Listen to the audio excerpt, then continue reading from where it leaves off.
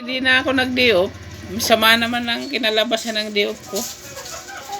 Eh sabi nga nila, wag kang sabi ni teacher, wag daw magsumbong ng walang halaga. Kung dagdag lang daw kasi yung pagsusumbong sa ingay. Tapos kung napalo ka o naano ka daw ng mga binubuli ka, yun ang isumbong mo daw kay teacher. Kaya nga ako nag-diop para bantayan kayo.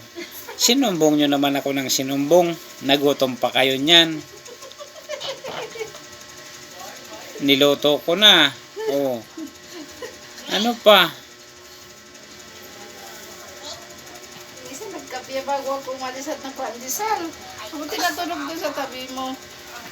Tapos nagising ako kasi may naririnig ako tumutunog. Oh.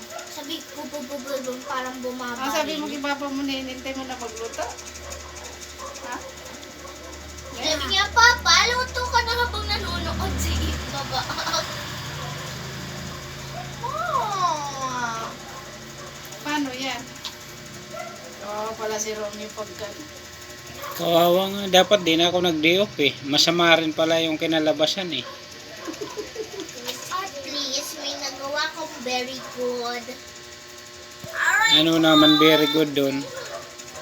Eh di yung pagluluto mo, tapos di ka man lang naghugas ng plato, di ka man lang naglaba. Hindi ako naglaba. Sure ka? Ewan ko. Naulanan nga eh.